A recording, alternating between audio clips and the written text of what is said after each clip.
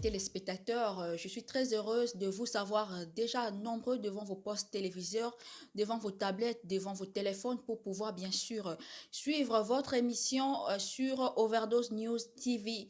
Alors, je suis Christelle Ilanga Lovato. Je suis, comme je le disais, très heureuse de vous savoir déjà nombreux et surtout, je sais que vous êtes tellement nombreux à vous abonner aussi et inviter aussi les autres à s'abonner. Derrière la caméra, nous allons bien sûr dire merci à Christelle Loutete Dola parce que grâce à elle, vous avez bien sûr cette possibilité de me suivre. Alors, je vais recevoir pour vous un invité. C'est un invité spécial pour moi et pour vous aussi parce que c'est un musicien. Musicien, quand j'ai dit musicien, alors c'est un musicien professionnel. Avec lui, on va essayer un peu de parler de la musique et puis de parler de son parcours. Beaucoup le connaissent, hein, et surtout mingi mingi bana pe ya Angola bayebi ye to bete pe lisolo na ye na Angola. Alors déjà na profiter na pe bana Angola bonjour na bino na portugais on dit quoi déjà bana Angola abino mo répondre. Donc voilà, bonjour à vous bana Angola mbote na bino ba bazwami na Kabinda na Mbanza Congo. Donc mbote na bino vraiment et surtout pe na Luanda mbote na bino. Alors, nous recevoir bien sûr invité Nanga Nazana Awa, comme on a bien sûr Papa Joël, mais il va se présenter lui-même. Papa Joël, c'est ça. Il m'a repéré se présenter à Ropé Sabino Mini Mini Kengai, mais on a su Karwana Kombo ya Papa Joël, c'est ça. Alors, bonjour Papa Joël, c'est ça. Bonjour, Bonne santé. très bien. D'accord. Alors, merci d'abord Nengo Yambinga na nei plaisance. Ça fait vraiment plaisir na Nengo Yambinga et Panayo. Alors, pour vous dire que tu es dans la carte à France. Voilà, tu es dans la carte à France directement. Et pas Papa Joël. Alors, Papa Joël, c'est ça. Bonne santé. Oui, santé bien. Voilà, très bien, très bien, très bien, très bien. Tout va bien. Voilà, nazo rappelé na bato yo, ba o ba yebi to ba o ba bosana, na ba o ba yebi te nazo yebisa bino ke Joël c'est ça. Aza bien sûr musicien batteur, mais moi je m'arrête là en disant qu'il est batteur, mais yé moko loba mini mini ba instrument ni yé à jouer vraiment. Alors to le blâme parcours na o. Papa Joël c'est ça. Puis to ba pe poni combat papa Joël, hein, mais pour l'instant to le blâme parcours na o. Yebisa biso nanu kobeta drum tobenga ngo bongo minde babenga ngo batterie mo biso tobenga ngo drum po depuis Kinshasa tozali ba mike benga drum ko parcours na oyeba na ndeni ya obeta drum wana. Ouais, ngana bando beta drum na âge à 10 ans. Na bandi na ndaku kaka ndenge ezalaka banzungu basani bakopo oti ozobeta et tout ozoko ozobeta ozokoyoka ba musique na ba bar parce que face na biso ezalaka na bar mo wana parce que bar wana bando otia ba musique trop. Et puis, maintenant, on peut savoir ce qu'on a vu. On a une mini batterie, son la batterie, et puis savoir ce qu'on a vu. Mais tout le monde a joué à fouchette, à sani, à frigo, à baby ça, ou à blog à maman, à sani, nios, à baby ça. On le long à devenir, on a ça quoi. So ebosa ebo nanda ko za ndeni yo makelele. Oui, toi, on a potana bande fort. Surtout, serre, tout. On a la moko, ya Karine, on a ba botika ye, et là, msana ye, et là, donne un zamba pessi. Serre dans moi si la PC mbote place azali Catalico. Ouais, donc ils araillent dans le eh botika ye donc et puis na devenir vraiment na ye na mano travailler tu na devenir on a comme il est là quoi. Alors style la musique nous eza nini parce que tu veux que ba batteur nous bana ba style na bango. Alors Joël c'est ça style la musique na yo eza nini. Bon, on style na nga pena da spécialisé plus na jazz, mais na sala tout. Na sala style nyos.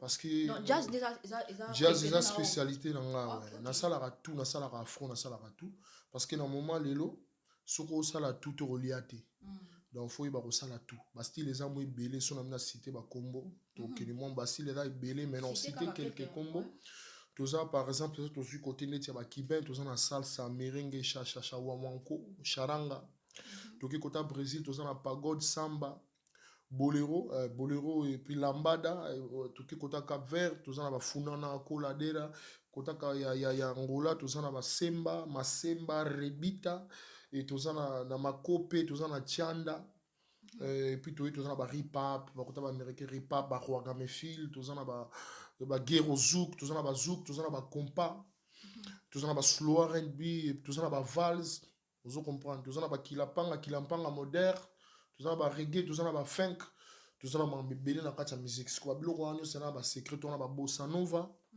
ouais tozana ma mbebele pena na kati ya musique ezoloko moko boye faut oyebela ngo surtout pas ba batteur faut vraiment oyeba ko appliquer ba style wana c'est très important. Très important. En parlant des batteurs, batteur nini oyo trouver style na bango pe intéressant kao. Bon, on dit pas batteur on a noté la mine l'époque on a Tony Roche né américain mo boye na noté la mine na noté la pe Amérique. Baza moi monsieur na bossa mo ba kombo na bango mais baza mbele. Tozana ba nani deux blocs batterie drummer moi ya américain. Bon parce que natala bango baza mo ebele ba kombo na bango monsieur Kiminga mais natala bango vraiment. Natala ba batteur ba américain baza vraiment ebele surtout ba jeune ba mikolo ya ba shop plus sur ba gospel wana total ba bango mingi mais tolingaka te sikoyo kozala lwa bango kolanda bango parce que ba batteur ebele mikolo ba olanda bango et puis bango musa monotonie bango mobeta ba biloko presque ndenge moko ba batteur. Non, yo créer c'est ça. Oui, un batteur faut créer. Ndeti ngai na nga kobeta drum na ndenge nanga. Donc parce que so ba bengi ngana kino bien studio bien na kino place moko bona kino enregistrer. Donc kino te kana ke beta biloko batu na kati. Na kozwa paradis do nazu paradis do nazu dabo nazu yango kaka na développant na ndenge nanga na studio na kati ya dabo wana na bimisi ba biloko na kobimisa dabo eza ba roulement c'est sous paradis do eza ba roulement ba base à batterie na kati wana ko créer ba biloko na pris un batteur faut ba ko garder groove faut ba accompagner chant so ba batteur ebele lelo ba komi na problème au accompagner musicien. Tu as marqué les bélés, non, c'est pas bien. En parlant même d'accompagnement, mais c'est que bélo accompagné, accompagné, au salimé n'a fait rigolo là, mais après on te voit plus côté gospel, bon bref, musique chrétienne. Non mais faire ça, moi ça n'a Michel Bass, m'ta bien na tant on a eu poto, tant on a eu parce qu'on a manou poto kala déjà, parce que na niveau angola on a voyagé monde entier. Angola na michuni na lo ba todos os mundo me conhecem aí. Je trabalhei com vários músicos lá em Angola, na trabalhei na Missé Bele, Damaso Yuri da Cunha, Anselmo Ravo, na trabalhei na ba C4, na trabalhei na ba Perola Ari, na trabalhei na ba C4 nani Paul Flor, FVC, Jeff Brown, tous les musiciens angolais na travaillé na bango. Donc toki na ba Chema, ba Gabriel Chema, Sandra Cordero, Toto, ba musiciens vraiment ya Angola on a bossé na bango baza mo ebele. Donc on a fait résultat dans kaka parcours mo faire ndeta on a poto. Ni na kina compagnie to beta mo betele mo 4 ndoule ya na Paris, na beta en Rotterdam, na beta na Lyon, na beta na mo place ebele, na beta na mo place ebele. Bon, c'est très bon chanteur. Dans ces pélaranae, Aïmbara bien. C'est très bon chanteur. Ok, donc ils ont un accompagnement. Parlons plus de l'Angola. Parce que là, vraiment, place nos 25 à solo dans Angola. Alors, ils ont un déni. Ils ont comment, tout bien encore, cop. Cop, ou en Angola, il y a un déni. Bon, cop Angola, il y a. Kasibiso, il y a un nez de Salarati. Non, Mboka, Bakuta, Barabinda. Faut y Kabinda, Monique Kabinda, moi. Boulot bimi capital na capital premier concert na beta na ebiki na Jeff Brown manda potentiel et pas Jeff aí ta mi vera aí na camera onde ya premier concert na beta na izakaye avant na beta na Jeff ezaka na vie moko papa Mondo vie wana c'est connaisseur musique jazz beta to beta na ba bar ba restaurant to beta ba standard ba jazz c'est la vie ba standard d'interprétation jazz quoi. Jazz vraiment pur jazz. Vieux on a aidé un peu trop na mambe belé à musique. Papa Mondo, au talent place à Zali, à Ebi. À partir à vieux on a ndé na bimaka sikoyo. Na comment parce que ba restaurant ni sont là go beta ba misia mine le ba no na ba restaurant. OK. So ba ba moni na beta batterie ba zo s'intéresser na ngai. Tu vas s'intéresser on jeune. Tu es comme la table mo Jeff Brown ayo ya na Marite Mudaila na oye bango za na ba 2000 za ba 2002 ba blo mo ni wana. Aye aimba mo ko sula nanga. Ko sula nanga pe nga pe chaud courageux. Ane ni ya ka lobire. Apesinga disque na Miami Beach na zui disque na qui na travaillé lobi na répétition tant na no beta bango nyonso bakamwaki en tout cas bazaki tourner premier concert na beta na ngolo ebimisanga za concert ba mission nyonso angola bazaka tout Koriondu mwana président de la République wa ucholonga sikoyo azaki wana à partir ya wana nde sikoyo kobima na nga yango wana ba 2002 kobima na nga pena yango wana na bima sikoyo bima wana donc yango ebimisanga petit lelo na se devenir na baluki mokili mobimba naza lelo misa suka na tika la gani dara damazu opona kabwana dara maquillage damazu. Mais Joël, c'est ça, le toujours mon a composition, pour l'année ba clip, on dit mon composition, papa Joël, c'est ça. Ah, en plus ming non mon ming na ba musicien chrétien. Bon, peut-être que sa préférence na yo to préfère se baser na okuna parce que tu es aussi un serviteur de Dieu. Déjà le fait de chanter pour Dieu, c'est déjà servir, c'est ça un serviteur. Mais pourquoi tu te bats aux c'est basé plus na la musique auto bien chrétienne, hein? Voilà, auto bien chrétienne. Profane et fout à la tête ou comment? En fait, pour mes amis, on est dans la profession, on a ça la réunion. Na mincho au fali, au ferry, au robin, au mundibu, au misem, au boye, à roya, non ça. Et à moussa, on est dans la profession. Rebecca R10, ce que paye. Ben oui. Dans un arrangeur, ni na boina, qu'on a arrangeur, il y a home studio. Tu vois, home studio, place tout ça, dans ça, la structure, là. Il y a un zémo, on a ça l'arrangement. Après, on a studio, on a une place à travers Harrison, chez Cyril. On a posé ma batterie, on a bien si pianiste a posé, on a bien si nana a posé. Donc c'est ça, professionnalisme. On a ça, on a plus la gospel parce que dans le milieu gospel, on a vraiment ébélé aussi à Paris. Et se tomber dans Paris, dans le milieu gospel, dans ça la mingi parce que la mission chrétienne, on a trop, et puis Shaddai, il a travaillé dans Shaddai. Christelle Gambela.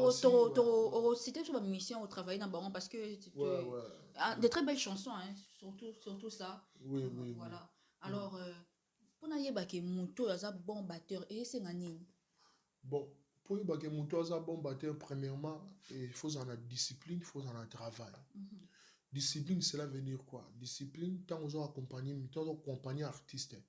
Cela veut dire aux compagnie et là on va bien accompagnement donc on a accompagné yo tant on a accompagné yo ni toujours l'idée et ça te que ngana comme lead na place na yote batterie instrument moi ça la dia makelele premièrement et puis tant on ça la makelele yo ce qu'il faut il va gérer en pour ça makelele ozomona ya on va battre rebelle mikolo zo compagnie musicien on va appliquer ba shop on va appliquer place on va appliquer place au pe sa passage il faut pe sa passage place au pe sa passage moi ya Kessler ta yo faut non et comment ça maquiller les prix loba soki au sali projet na yo solo ah là ça va projet na solo ko pe ça 14 millions de passages y a pas de souci c'est projet na yo des leader pour ba instrument pe la lead guitare on est la lead batterie est la lead et ça peut lead ni au monde basse c'est la lead piano lion tout le monde ba bona on a ba Starling Clark ba Marcus Miller ozomona bazala projet na bango moko bayimba baki mais instrument ozomona instrument voix et instrument ouais to ka instrument peut tout à l'heure mais dans une polémique était to ça polémique parce que overdose news c'est ça ma polémique était hein to poser ka question ba réponse c'est ça papa Joël c'est ça drum on a YouTube na hein donc si vous tapez ka papa Joël c'est ça drum vous retrouver directement alors yipsa na biso mais ma téléspectateur ma batteur au monde au moins que c'était quand t'as trop à pamba au moins moi soit Vandeli Mbonda tu te dis non voilà mboka na biso Congo bien bon tout ça en général to cité ba mboka moi pas donc tout ça en général mais mingi to le beka mboka na biso quand même to le bla mboka na biso mais so pe na Paris au moins un tel wana na Paris à ma case aussi te beka ke bon moni pour le saint on a rôle premièrement dans une moni musique exemple dans la particularité là et là on entend le tout à l'heure là papa Joël dans la particularité là okozwa ndeti ba batteur on a mona na kino bazobeta bien okozwa ndeti Evril ozu petit na ngai Christ azaka kota bangola aza ce qu'on a qui après na mona ba petit musu bazoya pe na kina ba beta ba na ba particularité na bango oui mais conseil on a repesa ba petit na nga wana drum eza makelele te drum eza makelele te drum est un instrument moko d'accompagnement tant on accompagner musiciens ça plus na groove et plus inviter makelele belé na batterie ozomona Donc il va battre on a amona na king bazobeta bien on a zoyoka eza Krishna Evril on a zomona bazobeta bien kitoko bazobeta bien la particularité na bango bana ba langage na bango j'aime beaucoup. Après côté Afrique du Sud là on a petit na mo boema malé c'est très bon batteur aussi. Azobeta bien et puis sur azo compagnie musicien et accompagne bien petit na malé Ayebi à Afrique du Sud c'est très beau batteur aussi. Côté France ba batteur bazamo ibele hein.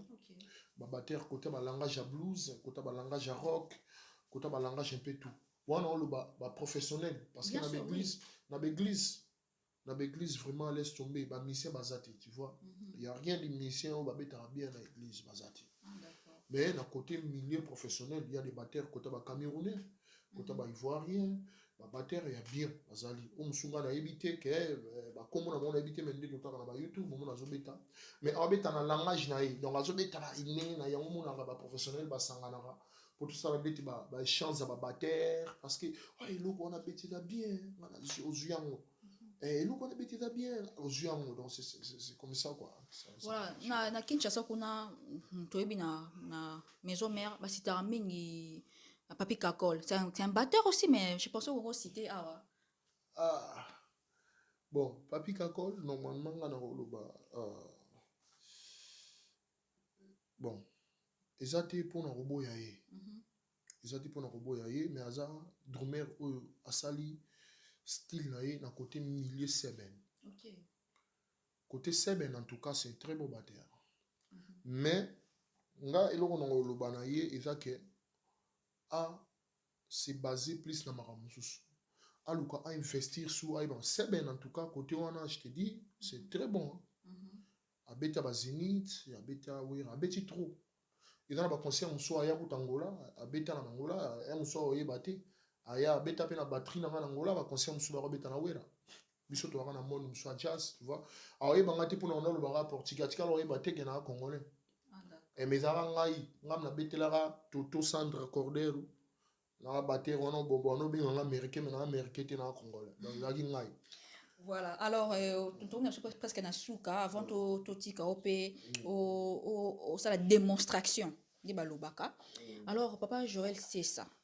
Papa Joël, Papa Joël. C'est vrai que tu as père de famille, tu es un homme marié, tu as des enfants. C'est vrai que tu as papa, mais dans le milieu professionnel, comme papa, il a qui signe il y a quand la musique professionnelle, il y a papa Joël, en fait, les solos, il y a comme papa Joël. Bon, c'est vrai, dans le papa, tu bon, en fait, papa, père de famille, mais vous êtes jeune quand même. Bah, tonton Joël, en fait, comme on a tapé ça, on a Mathias Damas, mais mon Angola, Borobeta Siko, Grand Monde, c'est ça, Mathias, papa Joël Naharia, c'est ça. Donc, ça, il y a tapé ça en Comboana. Tu vas tourner mon boé, tu vas tourner mon boé, tu vois, chacun. Après ça, en Comboana, dans Mozambique, il y a une improvisation dans ma batterie boé. Tu as improvisé 3 fois boé, parce que la bis, à partir de Wanande tant on a 6 impro. Abeni papa Joël le grand monde c'est ça combo tikala d'accord donc grand monde c'est grand monde parce que mon dit papa za likolo maître papa za likolo ya pour so beni papa ala maître ndabt yena zo sanya zo commander donc cela venu na katanga wana maître rozala na rozala mais papa na yadani azo commander moni donc na sens wana abenganga papa pour alakisa ba misusu wana bazaki pembeni ke ba ebité moni na sens wana parce que ngana na lo ba minité na kati okese wana na sali trop lelo tina longo okese wana damazo santa pena ke libulu tikala ti lelo na ngola bato balela ngai depuis na kenda masola dum na ngole kufa ba petit bazoya bazobeta na bango mais ça manque ba bibele zozanga ya omoni balela papa je et puis to ya koye mane nzimo moko papa bato ba otala na YouTube nanga ba ki mona nzimo na papa to yema na ye pesa komba YouTube bon komba YouTube nanga Joël c'est sa drum. So ba beti ba coach ba omona ba concert na yemba papa na Damas na ba rasta sérieux wana. Ba omona nga na yemba na nzimu wana dans action na yemba ngo Damas yemo falela. Mais wana dia na komo misa ba capacité na po ya yeba nga batera. Tika na yemba ngate bassiste. Tika na yemba ngate ba o guitariste na bombana. Ayo yeba na suka. Tanga comprendre na Mozambique à comprendre ba concert à suka na betana ayo comprendre que muto azaki na. Ti lelo tika na yembeli na ngai. et puis il me respecte beaucoup. D'accord. C'est ça le plus important. Alors, pour Nanto, qui est sur la démonstration pour Papa Joël, il faut bêta instrument to yoga. Donc, voilà. Alors, au cours, ça, bon, juste une façon de faire la promotion. So, gros, c'était les biso, musiciens, au collaborer na bango, vraiment, ça, les compositions pour na bango. Bon, on a ça, l'arrangement, on a poto côté gospel. On a travaillé avec Christelle Gambela, famille Gambela. On a travaillé avec gospel. On a Jonathan Gambela. On a travaillé avec Jonathan Gambela, puisqu'il a posé les cas à la batterie, à la percussion. On a travaillé avec Shada Ndombas, la petite afin en Suisse. On a travaillé avec Nzimbo Sepe la Moninga Zui. On a travaillé comme tout. Bazoya, Bazobeta na bango, mais ça manque. Bébé les ozanga. Et puis tu as eu mané nzimo moka papa batu ba otala na YouTube nanga ba ki mona nzimo na papa to yema na ye pesa comme YouTube bon comme YouTube nanga Joël c'est sa drum so ba beti ba coach ba omona ba concert na yemba papa na Damaso na ba rasta sérieux wana ba omona nga na yema na nzimo na dans section na yemba ngo Damaso yemo ofalela mais wana dia na ko misa ba capacité na po ya benga ka batera tika na yeba ngate basiste parce que yeba ngate ba o guitariste na bombana ayo yeba on a suka tant à comprendre na Mozambique à comprendre ba concert à suka na betana ayo comprendre que muto azaki na ti le tika na yembeli na ngai ti le tika na yembeli na ngai et puis il me respecte beaucoup. D'accord, c'est ça le plus important. Alors, pour Nanto, qui est sur la démonstration pour Papa Joël, il faut bêta instrument to yoga. Donc, voilà. Alors, au cours, ça, bon, juste une façon de faire la promotion. So, gros, c'était les biso, musiciens, au collaborer na bango, vraiment, ça, les compositions pour na bango. Bon, on a ça, l'arrangement na bango, on a poto côté gospel. On a travaillé avec Christelle Gambela, famille Gambela. On a travaillé avec gospel. On a Jonathan Gambela. On a travaillé avec Jonathan Gambela, puisqu'il a posé les cas à la batterie, à la percussion. On a travaillé avec Shada Ndombas, la petite afin en Suisse. On a travaillé avec Nzimbo Sepe la Moninga Zui. On a travaillé comme toi. On a travaillé featuring Yaina Rossini tout à l'heure, comme toi. Après, on a travaillé dans le studio bientôt, mais on a réalisé par l'album en même temps. On a travaillé avec Junior Pongo Aigle qui est adorateur de Jésus. On a sali les trois nzembo. On a sali Saint-Esprit, on a sali Sans Rien Garder, on a sali na oyo tube masko ya mutu asho na bosan titre. Et misiko pe robeta. Après ba mission sous bazali, on a travaillé na Orphée Grâce, on a travaillé na nani bon, c'est belé, c'est belé, voilà. Voilà, c'est vraiment belé, on va pas tarder là-dessus.